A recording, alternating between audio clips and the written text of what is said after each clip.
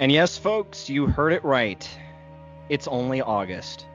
Welcome back to Mars on Life. I am your host, Ryan Mancini, and joined with me, as always, Sebastian Shug, thank you for having me. And thank you for helping me realize this existential dread that we're living in only the 8th month of the year.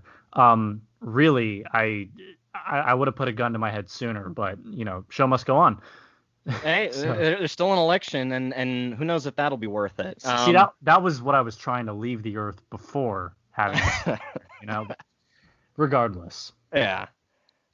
Sebastian, we have a very special guest joining us this evening. This is something that I've been excited about since we saw Kenny and Pete over at their studio when we were on Touchdowns and Tangents. Without any further ado, special guest, please introduce yourself to the folks at home.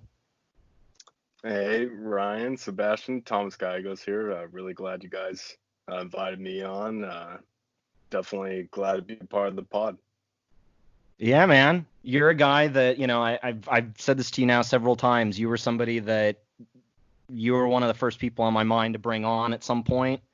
We've had a plethora of guests in quarantine. We're surprised that it's worked. And because a lot of time at this point now, right? Oh yeah. I mean, our first guest that we wanted on, we wanted to try and meet with her in person, but just out of paranoia and for the sake of safety, we decided to just figure, well, let's just try Skyping it and see how it works, and it works. Basically, us living like sheep. No, it was the best way to do it, and I mean, I'm surprised that it's working out well thus far. I was expecting, honestly, a lot more audio issues moving forward, and if you happen to catch, I think the last 2 episodes ago, I had a gag where I bought a microphone that was really expensive. And that's all I'm going to say about it. Yeah, I think we're all definitely adjusting to the Zoom and Skype lifestyle and FaceTime, unfortunately. Well, and even just Zoom etiquette, my mom's going back. Zoom needed etiquette. My mom's preparing to go back to work because she's a teacher. She works from home, and she still doesn't get it. Right. Oh. So it's just been a matter of I got to relearn this shit too.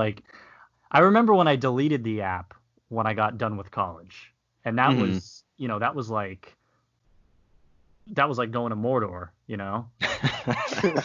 I'm end of the journey kind of thing. But, yeah. I got nervous a month into the pandemic when it wasn't just Zoom work calls, and all of a sudden my family had downloaded Zoom. That's when I knew things were about to get a whole lot zoomy for the whole rest of the duration. Zoom and Skype, they're certainly saviors, whether it's artisans like us or political campaigners like some of us. So it's however you slice it and dice it. Well, since we do have you on, I guess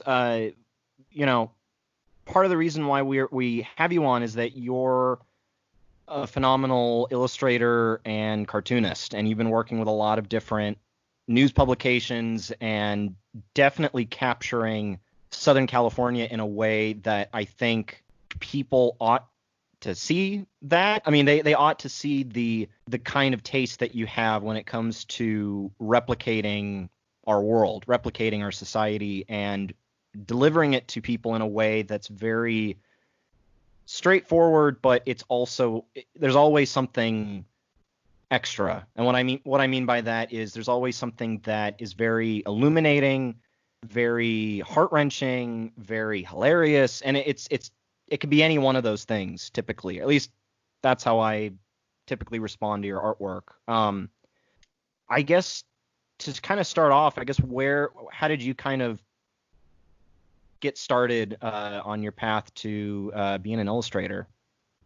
Oh, well, thank you so much for those words. I mean, I really appreciate it. And it's, with me without me ever throwing any of that out there, trying to, find the words to encapsulate all that, you really did an incredible job of hyping me up and making me, feel good about what I'm trying to do, or what at least I'm trying to attempt to do. There's definitely a lot of doubt when you do any of these political cartoons or any illustrating to begin with, about the messaging or how it might be perceived, or how people could misread stuff in some instances. So I definitely appreciate your words right there.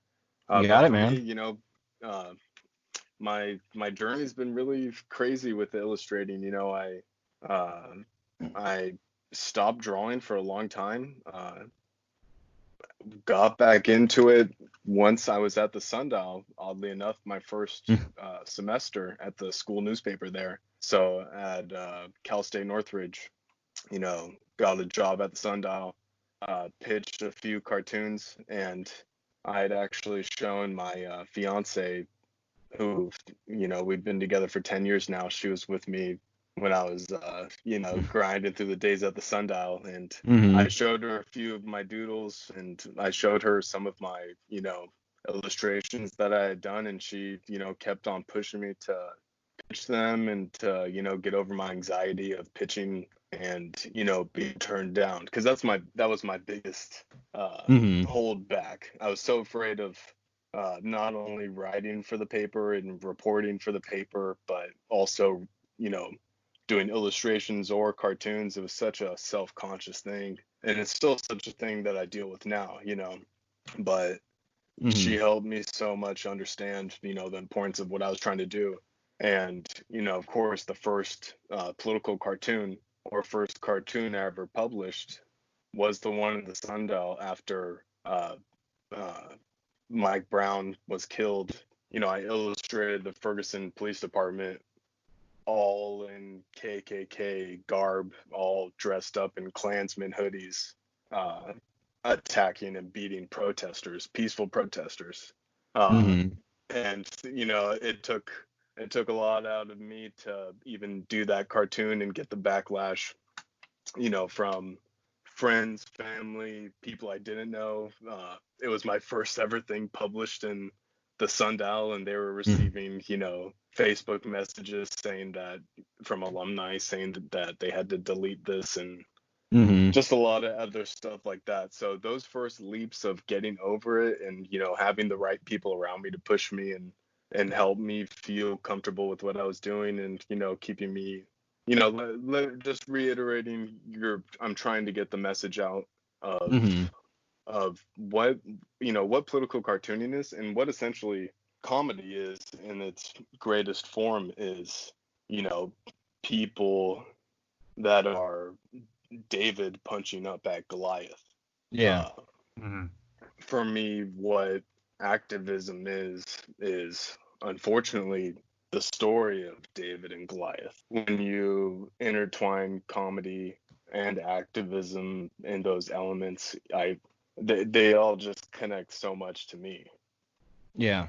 So when all of it came to, all of that point of me understanding what my message was going to be and how I was going to get it out, it ended up being one of, I'm going to try to do my best to illustrate punching up at power and showing how power is corrupt. And of course, the first instance of me being able to do that was illustrating the police department in Ferguson and how they abused their power and were judge, jury, and executioner and killed Mike Brown. And to me, that it changed my perception on so much stuff. Being, frankly, a suburb, entitled, privileged person, where I grew up and where I come from. I'm from Palm Springs, down in the golf course area, and where all the, old retirees in Southern California live. So I've lived around entitlement my whole life and have seen how it can really operate and how it can, make people perceive things, and how, they can all live in privileged lifestyles and not see how they're affecting other people around them in their community that don't have those same things. So it's just, for me, it's all come down to understanding where power is and where, I can use my voice and and trying to attack that power. And that's what's interesting, is that you get afraid that you're going to be perceived as somebody that's radical or combative, when really you are, but you are towards people that are being radical and combative and oppressive, so it's an interesting thing where you try not to stump over what you're doing and how you're doing it. But every day I feel like I'm trying to continuously get the message out there and finding new ways to do it. Especially when you're at, kind of our age range, because remind me your age again. You're 27. Yeah. See, I was on the right track. No, I was about to mute the phone and ask my fiance, because sometimes I forget. That's how out of control the days are nowadays, dude. Oh no, I had the same issue earlier. My sister and I forgot whose turn was it this week to take out the trash, and whose turn was it this week to empty the dishwasher. So it's all of us. I was gonna say you're 25. Just take out the trash. Well, I make such an issue out of it. Hey, you know what? Once you hit 25, like, everything starts to fall apart. I'll leave it at that. To kind of be at that age where you're confronting power, but you're also, working with a school newspaper, and obviously there were a lot of things that were going on at that paper that we don't need to get into in this episode. Still waiting on Kenny for that one. But it's bingo. Yeah. It's kind of being in that environment and having that kind of, backlash and that kind of reaction. It's, because I remember those days, it was very daunting, but at the same time, it was sort of like, imagine every MAGA troll you've ever encountered on social media, except they were only one person. Like when I was an editor at the Sundial, that's the way it was. It was like I only had one person, nagging me about things and saying, well, this is too liberal or this is too conservative. And it was kind of like, look, dude, I'm a college editor. Like I'm doing the best that I can. It was always like the same two guys commenting on Exactly. Like, it's college. Not to mention, this is where, and this is something we talked about in one of our last episodes with Heather, which was talking about schools and how, you go to school to get an education, but also to kind of expand your mind. And sometimes even when it comes to imagery, you kind of have to reshift yourself a little bit and maybe feel uncomfortable. I mean, very quickly, I'll mention uncomfortable to the point of like surviving is your now MO. Well, that's my life now. That's my life now. But it just kind of seems to me like the people that were ever critical of you, it's like, look, he's making a message through the artwork.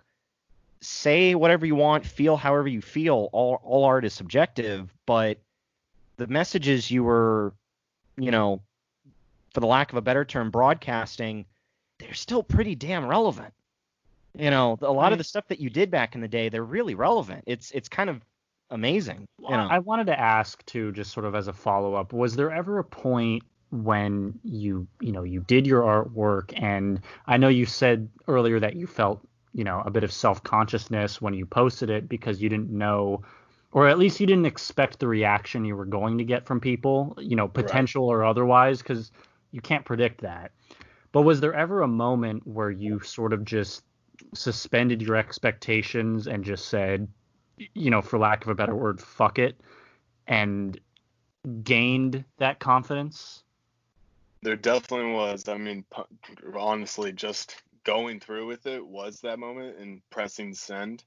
And, like I said, I'm so extremely lucky to have people around me that, it's funny. You can say as much as you want. I'm lucky to have people around me that supported my decision. But of course, like everyone, we have people that are also going to tell us not to do it, or that are going to doubt, your motives, or tell you, they're going to tell you maybe this isn't in your best interest. You know what I mean?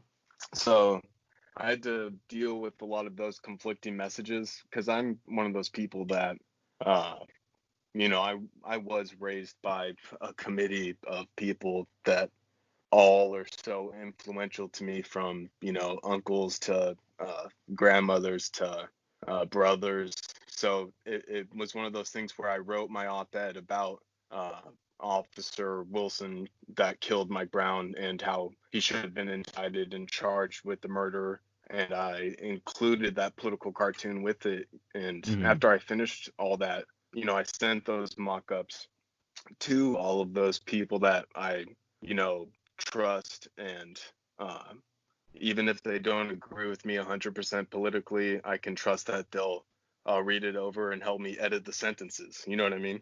And I'm lucky to have some people like that. And when I got those reaffirming messages of this is good, you should pitch this, and then I did pitch it. And then when you have a structure as flawed as the Sundial, the school newspaper, still one though that is willing to take some risks, I'll give them that credit, as limited as those risks might be afforded to the student journalists that are working ever so goddamn hard there to deal with the bullshit of people above them. But that's for another day. But when looking back at the Sundial, they did take a risk, and I'm lucky for them, because them taking a risk on publishing that cartoon and that piece was them taking a risk on me.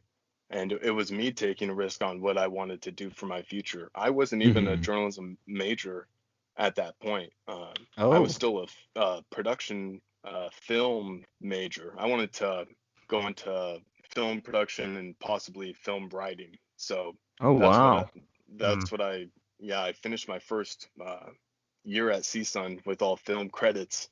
And then the Mike Brown murder happened, and I immediately, I think I probably sat there and watched, broadcast news, CNN, MSNBC, just every different channel, except for propaganda, Fox News, obviously. But I just consumed so much about the Mike Brown situation and heard so much from, all these influential voices that I frankly had been so ignorant to never even pay enough attention to, because of how little things like that affected me, And I just remember feeling so motivated to tell those stories, but to not be, the voice of those stories, obviously, because I can never be that, but to be somebody that could help, highlight those stories, help shine a light on those stories, somebody that could help facilitate those stories,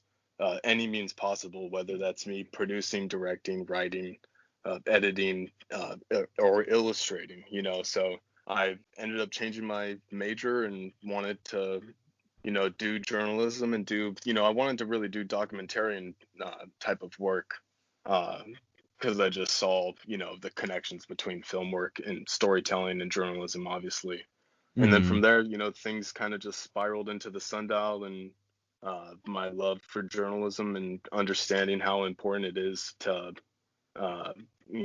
be a journalist, and one that, emphasizes telling the truth. And yeah, it's been a whirlwind of me coming to that full conclusion. But sorry for all the long-winded answers for all these things. I just feel like there's definitely context to them all, but it's sometimes I feel like I provide too much context. But yeah, that's for sure how to really illustrate how I came to want to use, not only journalism but cartooning and political cartooning to get those messages out there.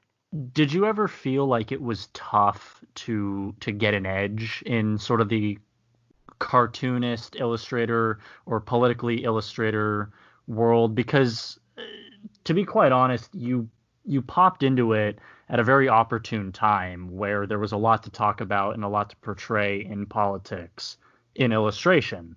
So was it hard to find subject matter? I think, or did it all one just of those, it came to you then? It's definitely, it's such a tough question, because you're trying to think of like what has inspired some of the things that I've even done the last few years. And to be totally honest, there was such a, I don't know how many times I drew Donald Trump from Yeah. the beginning of 2015. That's what I'm kind of alluding to, because It's exhausting. the Trump jokes, since 2016, the Trump jokes have been hilarious. But I think, speaking honestly, did you ever feel like when you made something at the expense of, let's say, Trump or fucking insert Republican name here expense, did you ever feel like it was sort of done to death? Or did you feel like you had your own unique spin on it that would sort of tread new ground? Oh, I wish I could tell you that I had my own unique spin and that I was able to, facilitate. I don't mean to ask it discouragingly. No, I really. This is such a great. I think this is a Yeah. great question because it can also, bring. It can also bring about how artists sometimes reach for content or reach to put out stuff. You know what I mean? Right. Mhm. So, Exactly. like a case in point for that would be like, at the height of the Putin loves Trump messaging in 2016. You know what I mean? Mm-hmm. You saw a lot of political cartoonists doing the whole let's make Trump and Putin make out, or let's illustrate Trump and Putin, doing scandalous things together. Do you know what I mean? And it became a theme, And of course, I'm going through my doodle notebooks, and you find yourself like doodling things that you're just like, why like this is never gonna fly. This isn't something that I want to put out there, but this is an imagery now in my mind because so many other people are putting it out there. You know what I mean?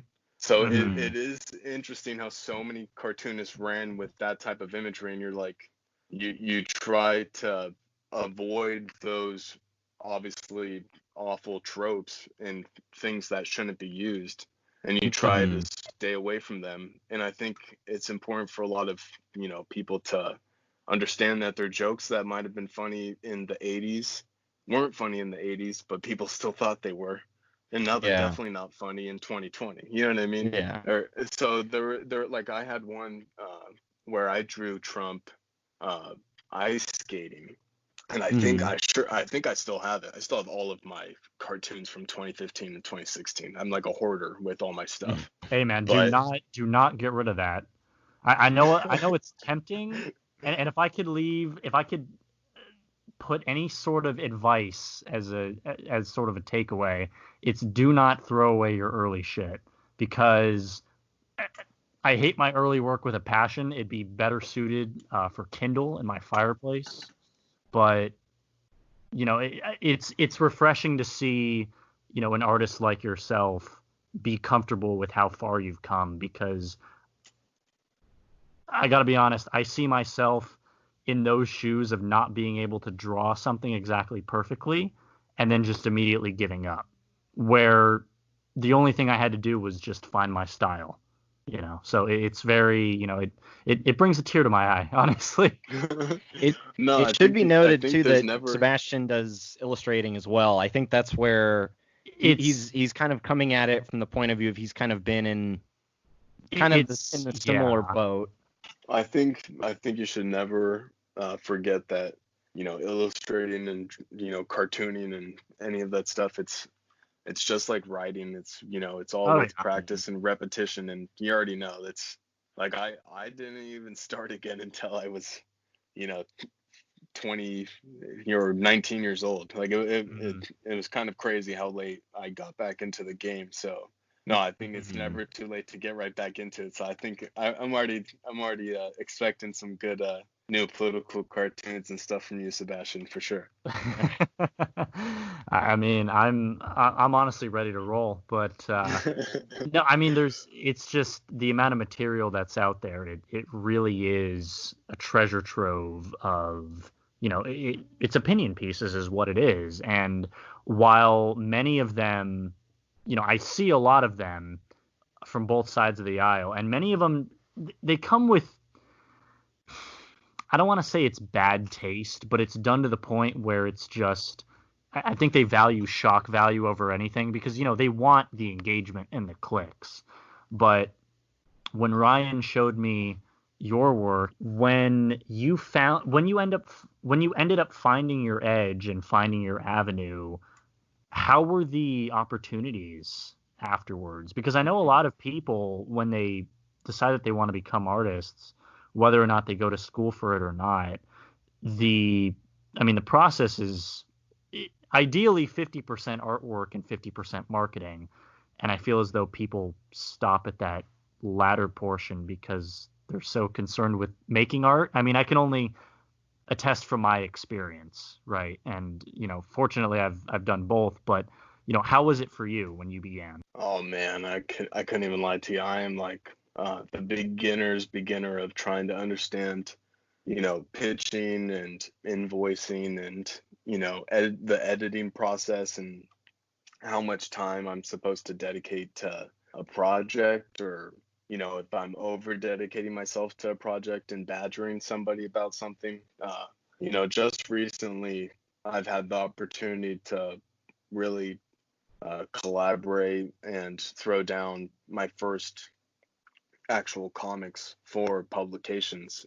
One of them had come out for LA Taco, and then I've got another one that will be coming out for another publication, hopefully within the next month or two. So it's definitely been a learning curve for me with just trying to understand taking my art and then making it, applicable to whether it's Twitter, Instagram, print, like the website, just all these different forms that it needs to be consumed on. I'm such a newbie with it that I'm so overwhelmed that I have no idea what to do. So for me, it's been definitely a learning process of all of those things. And, I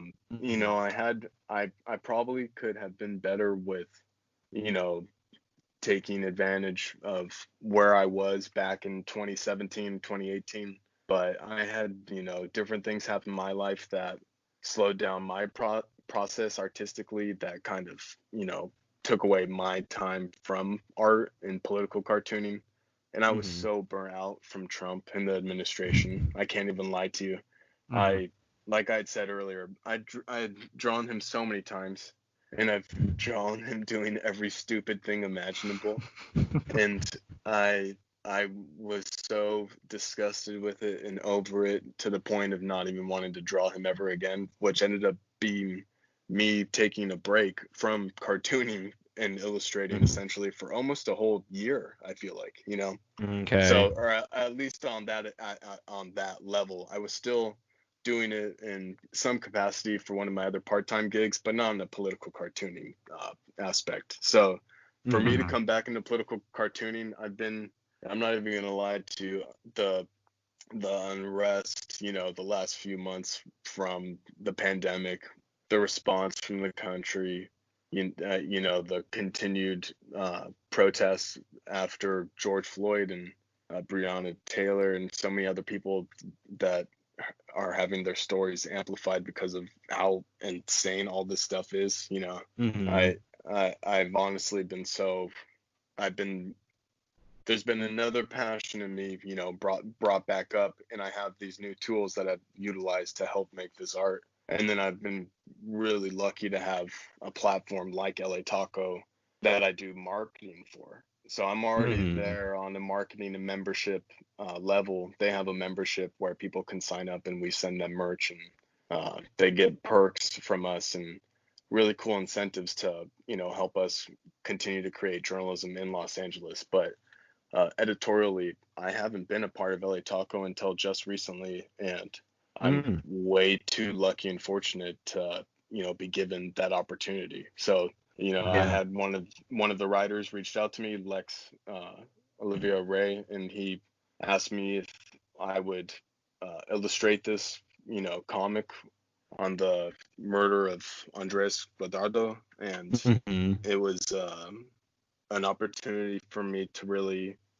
collaborate with somebody that I admire on a writing level and editing level, and the notes that I kept sending him back and the notes that he would send me back, it was really therapeutic and necessary, and it felt so, humbling and really honored to be able to try to raise awareness for such an outrageous and heinous act of Mhm. cruelty that was done to Andreas. And, I feel so it was just like another one of those things, I would never want to compare El Taco to the Sundial, but it was another one of those things where an established place gave me the opportunity to publish something, Right. No, that right. Yeah. some people might be annoyed about, and some people, Well, would, that's just the opportunist in, and yes. any artist. And I mean, I'd hate to take pot shots at the Sundial because I know that that's your genesis, but if another well, bottom line, if another offer arrives at your doorstep, yeah, take it. It's, I mean, I feel like, God, I feel like it's very much slim pickings when it comes to, art actually being represented. For the 100 submissions that would go to the Sundial, and you could both, I'm positive, attest to Mhm. this. To the 100 submissions, I would venture to guess less than half would actually be considered, let alone printed. So Mhm. when we look at something like someone's art, where in the Northridge area, at least on campus, there's an abundance of artists, even getting their own department after the earthquake, it's tough. I mean, it's tough to be showcased. I can't tell you how many times I've seen flyers up around buildings and everything saying like, oh, we'll work for XYZ. And honestly, this just brings me back to a communications class that I had where I was arguing over fair wages for artists, where they aren't being paid shit because they would rather have that exposure and minimal pay. Well, they'd rather have moderate, adequate pay, but in order to get their art showcased, it's a catch-22. It's like, I'll showcase this, I'll publish it for, pennies on the dollar. And you're just going to have to pray that this exposure is going to catapult you somewhere worthwhile. No, I think you're definitely like, you're tapping into the sentiment that I've definitely, I've had. Very, it's shitty is what it is, because it's like, you spend all this time and effort on it, and then it doesn't get noticed. Right. No, I mean, since it's kind of like the gig economy, you know what I mean? It's Yeah. you're kind of highlighting how I felt with it, where, a lot of artists and illustrators are obviously treated on a gig by gig basis, and not employed, not given benefits. With AB5, it's a whole lot worse in terms of being a gig worker and even being considered an employee. Especially Right. in the state of California. Yeah. Within the world of journalism, it's like that. What you were just saying, it's very much like that. I mean, to be somebody that's trying to freelance, and you don't even know at the end of the day if you're ultimately even going to get paid. Like, that's probably the hardest part. Let me put it to you this way. In a sky-rendingly, nut-slapping way. I recently, and this hurts where it really counts. I recently started, well, not recently, I did it a few months ago, but I have been writing for this website. And it's sort of like a pay-per-click thing, where it's like the amount of readers you get equates to the amount of money you can make. Yeah, I did that back in 2018. This one is more out in the mainstream. It's Medium, and Medium's a very user-submitted website, very one-of-one. Yeah. And I'm like, okay, cool. I write 3 little short quips. I think that it's good practice, at least. And, if not anything, this whole story inspires me to write more because I like doing it as a publisher. I get an email saying you have a royalty statement available. And I'm like, okay, sweet. 1 cent. I got 1 fucking cent. But it's just, apparently, number one, I didn't know how this worked at all, because it doesn't show you stats per se. It just kind of gives you a base total. And I knew people were reacting to it because I had posted it all over my social media and everything like that. But I'm just like, wow. Again, it's not that my work sucks, because objectively I don't think so. But not to toot my own horn. No, don't worry. But no, that's what you're already. That's like I was saying. I have to tell myself that every time before I submit anything. So it's like, well, so much for doing this part time. Well, I feel like it's just another one of those, like, everything just gets lost in the noise. There's so much going on, and especially with a platform like Medium, it's so, like, I can't imagine But the amount of things that are published every single, hour by minute, No, yeah, and that's just the kind of thing that I was expecting, because with everything going on in the world, the contrarian opinion, hey, look at me, would, I suppose, as most conservative pundits would say, the counterculture. The counterculture stance would be anything not political. Okay. Right. And right. I sort of shifted my focus into other topics, thinking that, okay, maybe I have like an edge, because every single thing posted was about, how bad Trump was, how bad the Republican Party is. White people could work on, maybe 10 to 20 steps of fixing themselves. And it's like, okay, let's try another avenue. And apparently it's not what the people want. It's hard to stand out amongst the crowd when the crowd doesn't even want to stand out. Where do you go from there? I mean, you obviously have experience with it.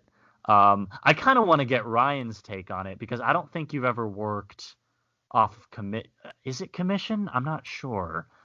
Well, I've definitely done some freelancing, and I won't say who specifically. All I can say is that I'm very I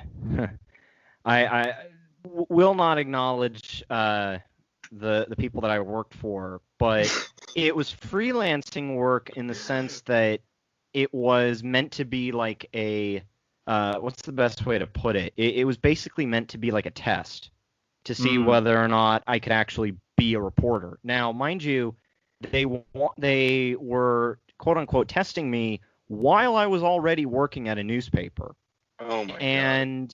See, now, and also, and the thing is that after this freelancing job, I finally said, you know what, I need to get settled somewhere. So I went to a different publication that I also will not mention because they don't deserve to be mentioned. It was the same thing. And I was trying to become a full-time employee. And it's kind of like, look, I have my college degree. I've already been working at a local community newspaper. I was looking at new horizons. I was looking at getting out of Santa Clarita. And, clearly COVID put a number on that one. And it was kind of like, well, you sound jaded. It was just ridiculous, because it was like I did my interviews, I wrote up the story, I think got some pictures, and I went through about a week of being dicked around until I was told, sorry, we're not going to hire you. But then I was asked 2 other times to write for them afterwards. Now, in between being called back and in between being told that I wasn't going to be working with them, I had to plead this guy over the span of a month for the money that he told me I was going to get for the story. And it was to the point where I was calling him, I was emailing him, and I didn't know where he was. So I ended up driving to their newsroom in person. And I said, hey, where's your editor? Because where's the fucking money, Lebowski? Yeah, exactly. Oh, that was pretty much it. And and I was nice, I was cordial, but I was basically like Stewie Griffin saying, "Where's my money, man? Where's my fucking money?" And they were like, "Oh, he's on vacation." And I'm like, "Oh, gee, how convenient." So ultimately, I did get my payment, but it was kind of like, dude, why didn't I get this sooner? And then with the next job that I ended up getting that was full time, it was like, really? You're gonna make me? And I just remember one of the publishers was like, oh, well, we run things differently here than at the Saga Signal, which is laughable because A, it's never been called the Saga Signal, and B, it used to be called the Newhall Signal, but it's not Newhall anymore. Therefore, it's just called The Signal. So for a newspaper publisher, you're really bad on the facts. No wonder Trump calls you all fake news. Like, it's but it was anyway. I think That's you my can long. see Sebastian.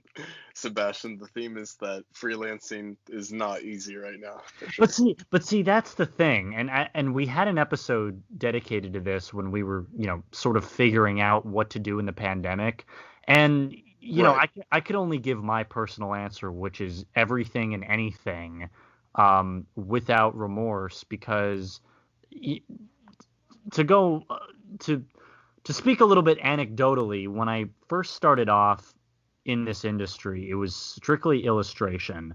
And then I got into writing, and then I got into publishing, and now I do that.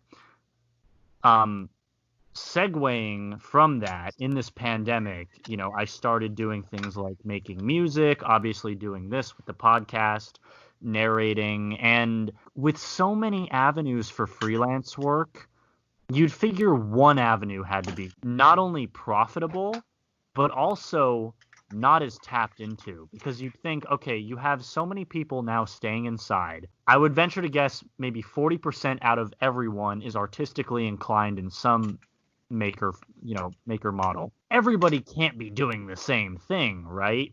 So I think what so you're taking into account is a motivated workforce, but they're all motivated within a system of extreme hyper capitalism. yeah. That really only Oh man, gets yeah. money put into the pockets at the top. So Oh man, the yeah. issue really with these companies right now is that they're all click, garner attention. Mhm. Not too much stuff is really substance based on a lot of these websites, and Oh yeah. a lot of publications are going under, and a lot of frankly alternative and indie publications are going under because they're they all sold themselves to the video model that Facebook and so many other social media sites said was the future of journalism, Mhm. and a Yep. lot of people fell for that. Oh, everything has to be a video now. It all needs to be a Yeah. video. Make it Everything a needs video. a And vlog or something like that. exactly. And that honestly, I mean, instead of pivoting to podcasts back in 2010, 2011, and everyone going full on, let's do video, that was my as somebody that loves podcasts, I was always annoyed by that for sure. But Well, it's to see what so, that's done to media though is so important to remember, but and then it's to remember the people that reap those benefits and the people that don't. That's like really important to remember. Yeah. it's just so ironic because everyone and their mother who has a 2002 Dell Tower and a shitty MIDI microphone thinks that they can make a podcast, especially in this pandemic, because unlike things like video, you know, anyone can record their voice and then publish it online. And I know that we've had an episode talking about this too when we were talking about the artistically oversaturation of markets, Mm-hmm. prediction of how that would turn out in the amidst the coronavirus, which, surprise, surprise, isn't stopping. Um, the ruthless capitalism of it all is extremely irritating. Well, not only for the fact of, hey, we're doing this solely to make a quick buck, but also, like you said, substance. What fucking substance? Oh, the thing that you're trying to tout, thinking that what I'm making is engaging content. I don't know. Maybe it's me being picky. Right. Because No, I know what you mean. for all of my life, I've tried not to be a contrarian. And then once I started doing satire full time, it was like, well, it's kind of bread and butter. So you can't really escape it. No, I think there's so many. I mean, Yeah. satire is becoming so it's so hard to even fathom trying to pull it off in this environment, and the way that the culture is, the Oh the yeah. rush to normalcy that we're dealing with the coronavirus, and the hygiene theater. There's a really great article in the Atlantic. I wish I could remember the guy that wrote it, who wrote it, but If you go to the Atlantic, there's a great article about hygiene theater, and really it's just about, the United States and a lot of the, frankly, mostly capitalistic organizations within our country that are posting videos of them spraying movie theaters down and spraying the seats down with substances, or football players walking through a little metal detector that sprays them with the substance as they go onto the football field for the Denver Broncos the other day. As if they're not going to tackle each other like exactly 20 seconds later. So our country is so obsessed with this rush to normalcy. And I mean, coronavirus is the ultimate example of that with the hygiene theater. That's just a Band-Aid on top of a worse issue with a virus that, frankly, most evidence is showing is spread through aerosol or airborne short-range transmission. Yeah. It's so amazing how, in 2001, you had September 11th, you had 3,000 Americans were killed. And following that, we went through, and we're still going through, arguably, although it's debatable whether or not it's still afloat, given that we're living in the decline of the American empire, is the consequences of 9/11 were years in the making after the fact. When it came down to, the war in Afghanistan, the war in Iraq, Homeland Security, black sites, TSA, waterboarding, there was so much that came to that totally changed all of our lives. The NSA snooping that Edward Snowden revealed to the world. Because I saw a statistic before we started recording that roughly the number of deaths now compared with 9/11, we've experienced 56 times the number of deaths that we experienced on 9/11, and yet at that time and in the time since, the defense budget grew so much, and yet the CDC budget remains so low, and we're living in the consequences of,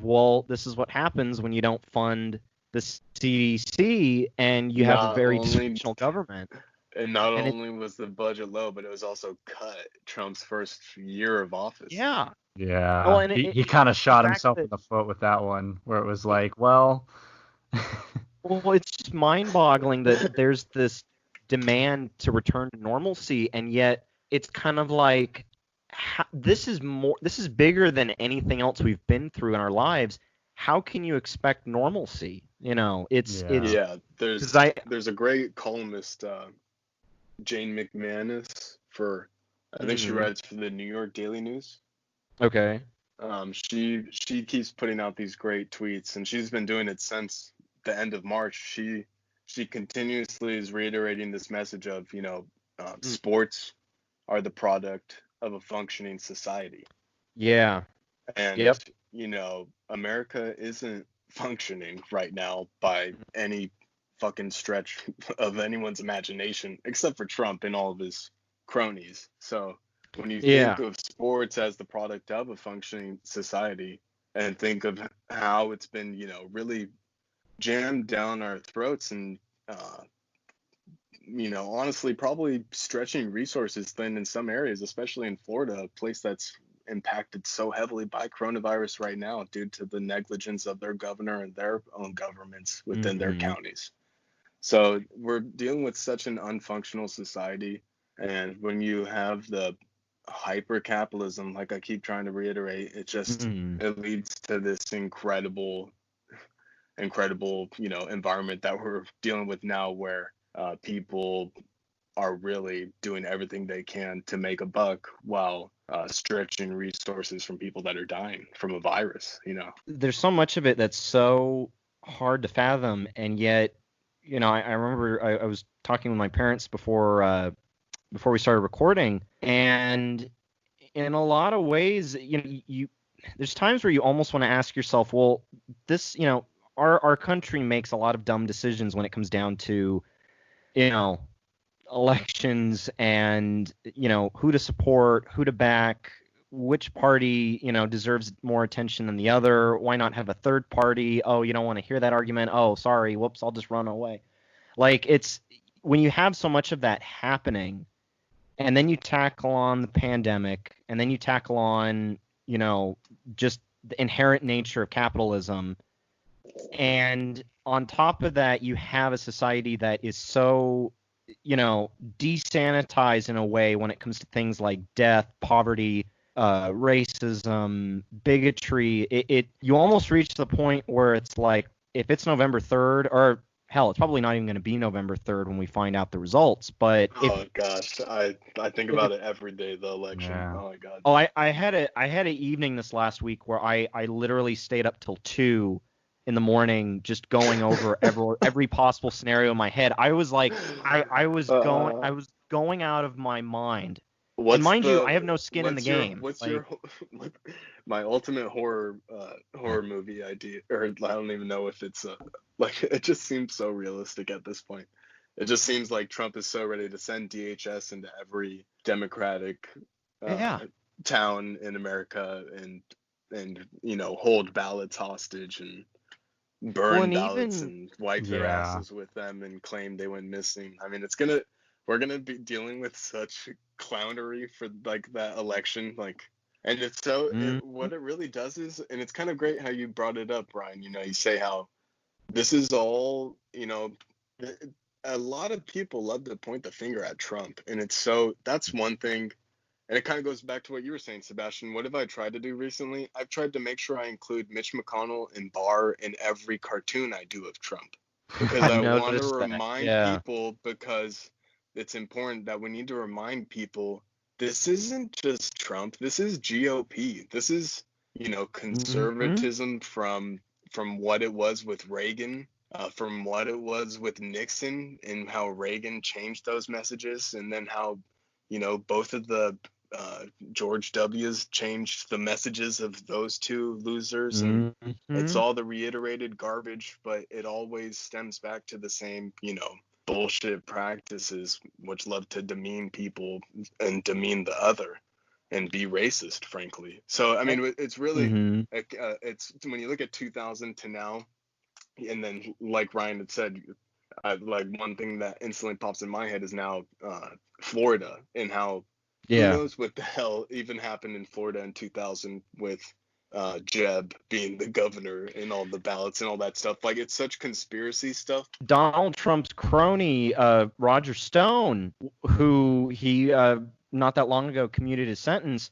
Roger Stone was in Florida when the recount happened, and the GOP in Florida was reaching out to him, basically saying, "We need you to fix this," i.e., we need you to get George Bush to win. So there's so many there's so much connective tissue from Rush Limbaugh and political commentary and all these guys. Trump's guys.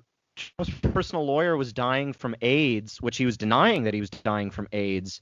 And because he was buddies with Donald Trump and Ronald Reagan, he was able to make a few phone calls and get an experimental drug that was being used, or it was an experimental drug that I think the CDC was developing, but it wasn't being tested.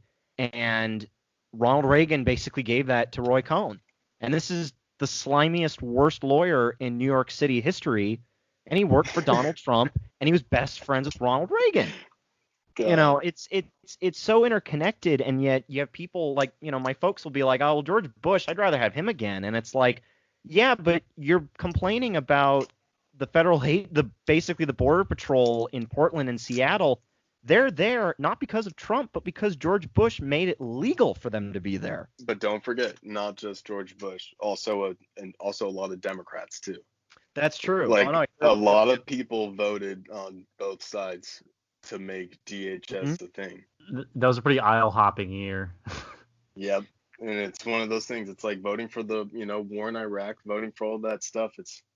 Think about all the people that voted against those things and were, told they weren't Americans, told they weren't patriots, when really they're the most humanitarian people that we could even ask for. And even they mostly suck. So it shows how awful a lot of our representation is in Senate and Congress and in the House for the last, for a long time on both ends of the spectrum. For a lot of these people, you almost can't even say the last 20 years because, Joe Biden's been losing elections since at least the 80s. You know, Yeah, he's been. and it's the records never hold up, right?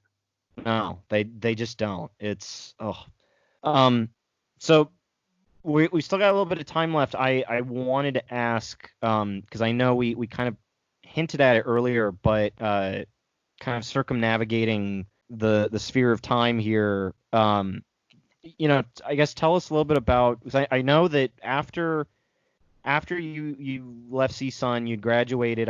You at some point went to LA Weekly to work with them. Yeah, I got really lucky after CSUN. Gosh, it might have only been a month after I graduated, but I had a buddy that worked at LA Weekly within the marketing department within their street team, which would kind of like help pass out merch and stuff like that at different events. You know what I mean? Throughout Los Angeles. And he got me an interview to get on that street team, and I ended up interviewing with them, and they gave me a part-time marketing job, and it was really a great experience. And it's kind of funny to think how short my time there actually was. I think I might have started my job, who knows, in maybe May, and then I was already out of there by December of that same year. You know what I mean? Yeah, because that was when everything kind of came apart. Was in December, I remember. It really was awful. You know, I'd been lucky to work there, but all of a sudden we were informed that we were being sold. You know, the paper was being sold. The former ownership group, VMG, was going to sell it to this new group of guys that had all put their money together and were going to buy it. And, you know, long story short, a lot of us were, you know, interested to see who it might be. We were hoping it was going to be, who knows, you know, some type of celebrity that didn't care about anything but just wanted to give us money to do cool journalism or whatever. Like, that was our prayer. And of course it ended up being a group of libertarian conservatives from Orange County who didn't know one fucking thing about LA. You know, it was definitely interesting to be a part of the transition at the beginning. And, you know, they had really bought in the paper, and you'll see this with a lot of things. I mean, it's like the Tesla type of commodification of the name. You know, they bought the paper just because LA Weekly is such a strong brand name, essentially, within LA, or within journalism within LA, and they knew that they could weaponize that in order to make a buck. They were expecting to use the name and create different type of content, from marijuana stuff to you know, different types of web series, and hopefully then into production of different types of, you know, maybe TV. Who knows? They had so many grandiose ideas to turn it into essentially Vice of Los Angeles, you know. Yeah. And they really wanted to create like an infomercial of a lot of different things. And it was amazing to hear them talk about, you know, swaying away from reporters doing film reviews and profiles, and instead having like the person that starred in the movie just tell you why the movie's awesome and rocks. Like, it was just legendary. Like, let's totally make this an advertorial, and it's going to be paid for, and people are going to suck it up just because we have the LA Weekly name. And of course, they're proven wrong. The LA market has not followed them one bit. If you look at their journalism, it's been just horrendous since 2017 or since 2018. And it all looks like crap for them, and it hasn't been anything even worthy of reading or touching. So, I mean, it is interesting to see how important that, you know, ownership is. And yeah, the paper, I could tell that things were going to get sketchy. I was only with the new ownership group for about 2 weeks, and then I quit. And I was lucky enough to have LA Taco allow me to, you know, tell my story and talk about all that stuff there. Yeah. And that was definitely crazy for me, because I had a lot of people that were still at the LA Weekly, you know, anonymously attack me and anonymously come at me. You come to find them all without jobs just a few weeks later because they're getting purged by the owner, because he's stabbing them in the back. It was definitely eye-opening, and I had people reach out to me after and go, hey, sorry I said X, Y, and Z. He did me dirty. You were right, blah, blah. And it's just amazing because all of those things happen in private, and all of the people that were there were such cowards to stand up to them. And I might have been the only one that was retained that actually quit in the beginning, I think. And it's just, it was definitely one of those interesting moments for me of just understanding how people in power are allowed to get away with things if they're not held accountable. And if you can't unionize, if everyone was unionized in their idea of not supporting the new ownership group and wanting to essentially boycott within the inside, and they all caved. So it's just one of those really eye-opening moments for me of like the importance of collective messaging and unionization of workers within a place. And look what ended up happening. Just a few weeks after I quit, a lot of them were fired or lost their jobs or didn't have another place to go because they weren't ready for it. I was lucky then. I didn't have a son. I do now. I couldn't imagine quitting the job with my kid now. But, back then I didn't. I was able to make those choices. And I did go jobless for a long time after that. I think it was kind of hard to get a job and an interview after that, unless people understood where I was coming from.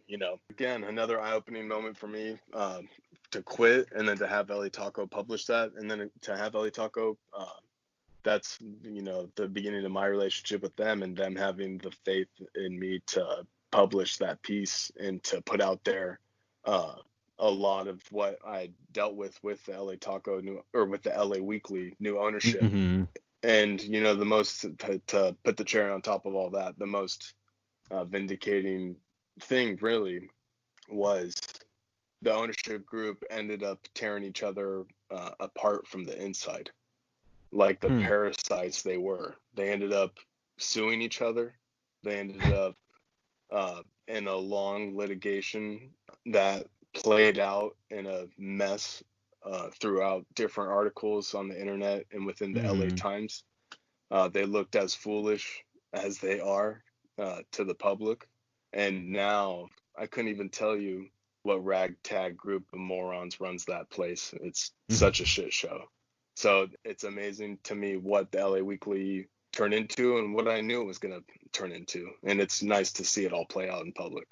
It was so insane watching everything go down, because I remember, I think it was Kenny who sent me your article, your first article to LA Taco about what happened to you at LA Weekly. And I remember I was working at a restaurant at the time, and I'm gonna sound like I'm a fan. I'm a mega fan. But I remember at some point while I was working, I started showing your article to people at the restaurant I was working at, and these are people that I also knew had interests in journalism or podcasting, and they saw the article and they were like, "Whoa!" Like they were losing their minds over it, and I was just sitting in the corner, like melting like a imploded volcano, because it was just, LA Weekly, to me at least, it was something that was a side of LA that I liked, and it was a side of LA that I identified with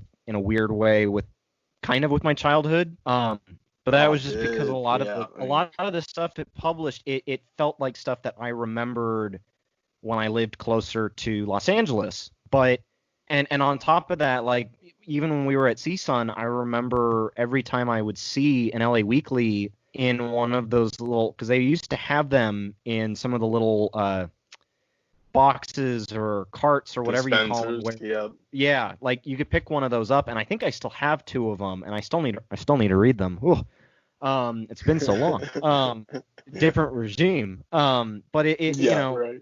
Like they were, but then to see this red wedding happen, and that was what everyone in the SoCal news bubble, everyone basically looked at LA Weekly as like its own atrocity in a way, like every publication has its casualties and it has its failings, but this was like this was a true massacre, and the fact that the name LA Weekly survived, but the meaning behind it didn't. And I think that's where LA Taco kind of fills in that role. And I've since become a subscriber because it's like I can't afford to let LA Taco go.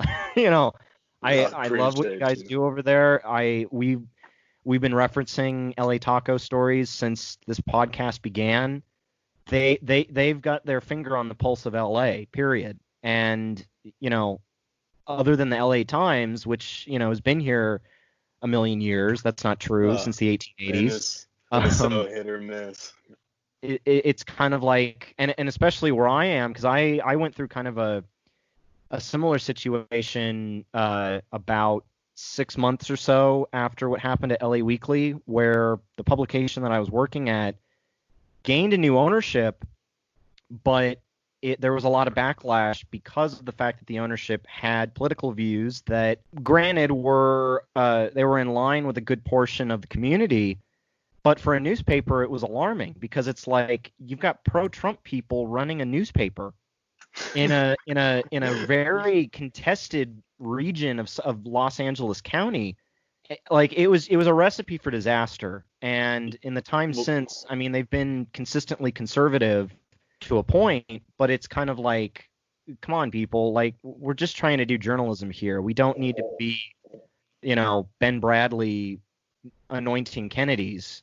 Right. The unfortunate, truth that a lot of journalists end up accepting is that, most media companies are owned and run by conservatives. I've only been so lucky that LA Taco isn't, you know what I mean? Not a lot of media companies can say that same thing. LA Taco is so independent, and I couldn't imagine working for a publication that, would even try to peddle out some of the stuff that some of the other publications do that are owned by conservatives, And what's scary to me is what has happened to local news in general. Local news is so heavily consumed. And when you look at Sinclair Broadcast Group, which is a conservative-owned local broadcast company, which owns more local stations across the country than any other company, and peddles out just as batshit crazy conspiracy theories as Fox News every night. Like, that's a scary thought to me. And it kind of goes back to what you just said, Ryan. I had, when all the shit hit the fan at LA Weekly and I quit, I reached out to professors that I admired and were really mentors at Cal State Northridge, and got a lot of good advice. But I also had one professor that I really admire and that I'm not going to name because it's not to her fault at all why she did this, but she recommended to me, I'm going over everything with her, and she says, I've got a job for you. I know the person, they'll take you, blah, blah, blah. Like, just say the word and I'll send the stuff, And I'm like, oh my God, like, that's incredible. I'm so lucky to have you as a resource. Like, what's the job? And she's like, it's a reporter for Sinclair Broadcast. So I literally just quit LA Weekly for this whole, like, moral, deep within me, like, I can't work for these corrupt crony conservatives. And here, one of my biggest mentors is pushing me towards a gig at Sinclair, and that was, and it was somebody, it is somebody that I admire and respect. I truly do. But it's also one of those epic encapsulations of what the problem is fundamentally for, progressives really within media that are always shouted down and combated against with this whole objectivity narrative.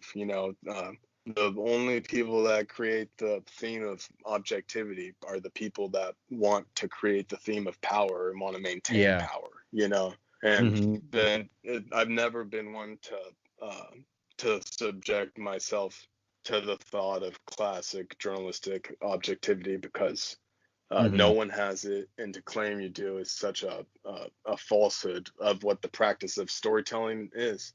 I mean, journalism, storytelling. As much as people don't want to agree with that, you're taking information and you're relaying that information. You write a write-up from a police report, you're just regurgitating the story that the police wants you to tell. You're a storyteller. There's no difference. So it's objectivity is really just comes down to who's telling the message and what they want to find the object truth in. It's really not hard to understand. It's unfortunate that so many journalists are really spat down on when they try not to fall in line with that lame narrative. So that's how I always look at that. Mm-hmm. Now, before we let you go, Sebastian, I don't know if you had any other questions you wanted to ask for Tommy before we let him go. I'm personally good. I just, I can't wait to see more of your work. And I mean, I could sit here and sing your praises all day, but I mean, dude, you're really trucking out there. No, really, like you're really trucking out there because you have not only that artistic know-how to buck up and get started, but that platform to catapult yourself into, so many new directions. And I think as disheartening as it is for other artists, I don't think every artist has that opportunity to do so. So, hold on tight and just don't let go. Yeah, no, I think that honestly, that I was trying to get to that point, but I make my answers so incredibly long and winded, and I appreciate you guys even sitting through them. You're honestly the greatest. But I mean, to that's one of your earlier questions though. That's like the main thing is that there's so many more people that are talented than me, smarter than me, and better at doing what they do. I've just been so lucky that I've ran into and bumped into some great people that have given me opportunities along the way, Mm. So it really does. It's unfortunate to say, but it comes down to, putting yourself out there, taking those risks, and then meeting people and trying to take advantage of those connections that you make from people seeing your stuff and saying, hey, that's dope. We should, collaborate on something like that. And then that's how that type of stuff happens. So it's really about, my only advice to anyone would be take risks and, be prepared to answer for your risks and also be prepared to learn. It's, the goal for all of us right now should be to learn something new every day and continue that until we take our last breath. Yeah. Definitely. And on top of that, if you ever needed a new outlook, how to draw Donald Trump, I highly recommend checking out Ellie Valley. His artwork, number one, dude. I was gonna, earlier I was gonna say he's one of my inspirations, man. He's because what he does that I've been trying to do is, take quotes. It's an obvious gag of his is taking, incredibly ignorant shit that politicians say, and then drawing the politician, acting out performatively, something way more outrageous than what they're actually saying, but still giving off, showing what they're saying. So I really love him. He's one of those guys that I respect so much. Oh, I do too. I still need to read his book, but the way he draws Trump is like Sebastian. I'll send you an image later on Instagram, but it's the best way to.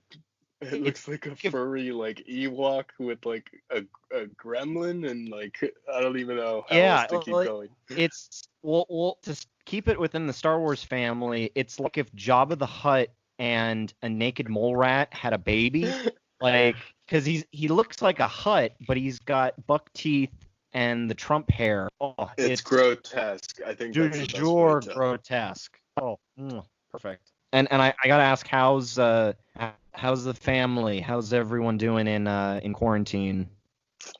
Man, we've been on.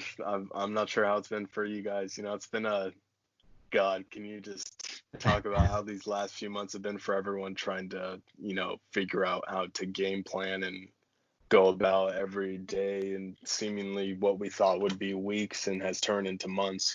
Half a year now. For us, it's me, my fiance, and our little son, and it's definitely been fun having the time to like work on things around the house because I can't go outside, or I don't have the ability to like do things outside or have fun outside, if fun's even the word. I guess I should say we're getting more organized than fun. But Yeah. the fun happens with my son. You know, we've done so much to create an environment inside the house where he can play around and still do the kid things. And you know, to say I'm not having fun every day with him would be a lie, but he definitely makes me forget about how awful the world is on the outside, you know. But it's definitely, for all of us, has been an adjustment. My son was just starting to walk right in March, right when this happened. He still hasn't even jumped into a pool down in my hometown where I'm from in Coachella Valley at my parents' place. You know, I don't have a pool out here in LA, and I'm not gonna take him to anybody's goddamn pool with coronavirus. And you know, for my fiance and I, we've been, you know, she essentially will hit the store and will hit the post office, and I'll hit like the bank or the store. But that's all. Those are the only places we go, and we've been masking. You know, we've been masking and gloving up since the end of March, the beginning of April. You know what I mean? Yeah. We've been paranoid. We've been keeping up with this. I watched Contagion in the beginning of March. You know, so I was all caught up. We've talked at length about Plague Entertainment, whether it's Albert Camus or Outbreak with Dustin Hoffman. So for me, I saw somebody today do a funny, you know, quarantine so far has seasons. Like Tiger King and Contagion was season 1, and then there was season 2, which has been, you know, what all the other different crazy shit that's happened, and now we're in like season 3 or 4, however you want to define it. I mean, it's just awful, the seasons of craziness that we've tried to inundate ourselves with to, you know, drown out the deaths and the totals. I mean, it's so, I'm sure you can see from some of the past cartoons I've done. I mean, it's hard not to pay attention to the news and to continuously doom scroll, but you just try to find yourself some things to do to get away from it for a second, you know, whether that's TV or video games for a little bit, and or like I was saying, you know, hanging out with family like my son or people that you're quarantining with. But yeah, no, for us it's been a complete quarantine and complete scoffing at friends and family on social media that aren't quarantining or that are reaching out to us and that are like, hey, let's hang out, or come on down, like the pandemic's over. And we're like, what game show is this? Like, come on down. No way. You get coronavirus. But yeah, If like anything, I've been very paranoid. you just gotta throw the Jaws analogies in their face, and maybe they'll get it. Like, 'cause that's what I've been doing this whole time. Sebastian can attest to it. It's been a Jaws reference at least once every other, if not every episode. Am I right in saying that, Sebastian? Mancini, I don't know how to say this without being pushy, but if we get into another conversation about this, it's gonna be another goddamn episode. We're gonna need a bigger boat. So put a bigger podcast. We're gonna need a bigger episode.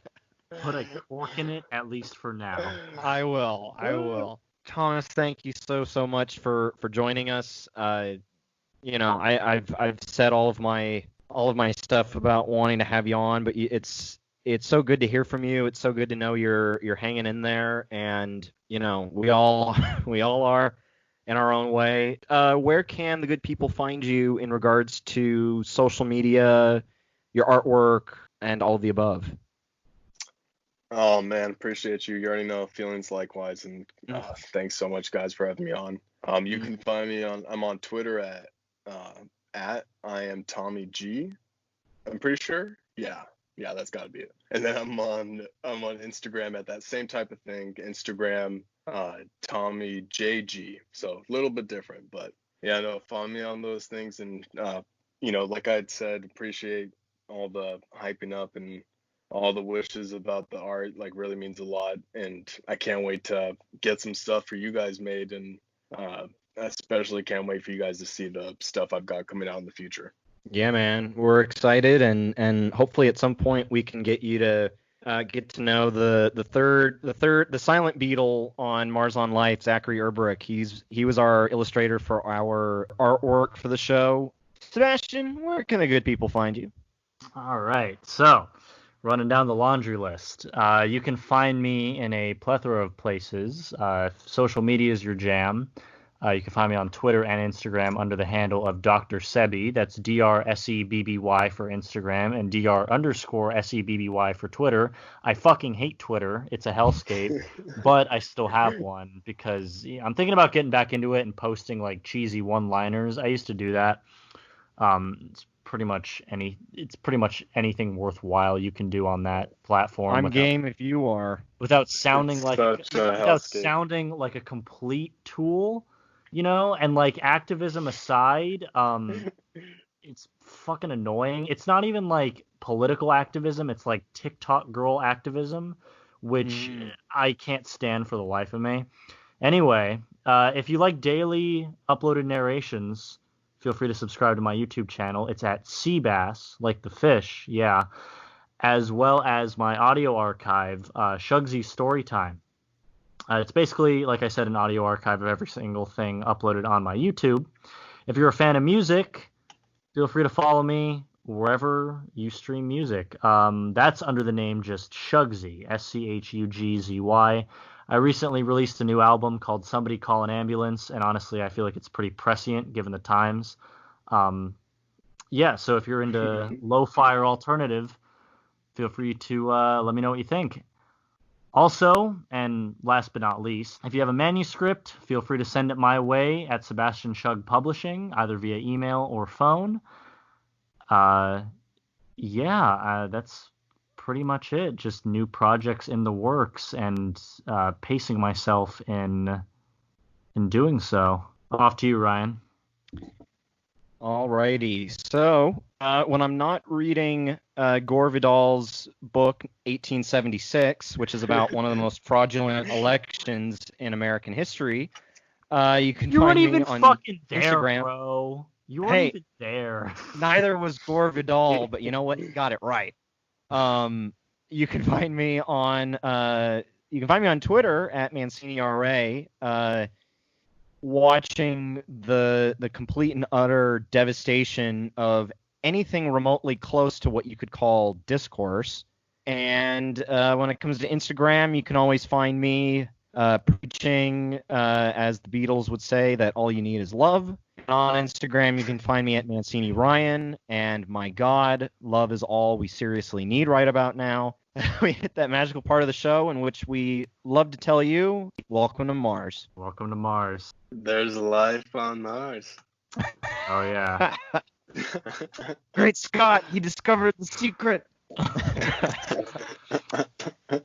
Well, Mr. Mr. Gallegos, it has been a pleasure. It really has. Thank you so much for coming on our show. And really, Godspeed. Appreciate you guys. Thanks so much for having me. Definitely keep in touch and let me know whenever you need me again. Thank you for listening to Mars on Life. You can find us over on Instagram and on Twitter at Mars on Life Show. In terms of listening to the show, you can find us wherever podcasts are found. That includes Spotify, Apple Podcasts, Anchor, and Radio Public. Also, don't forget to head on over to the official Mars on Life YouTube channel. That way you can find our full catalog of episodes. Our artwork is done by Zachary Erberich, and our intro music is Space Explorers by Kevin MacLeod. I've been Ryan Mancini. My co-host as always is Sebastian Shug. And just remember, if you keep on going, you'll make it to Mars.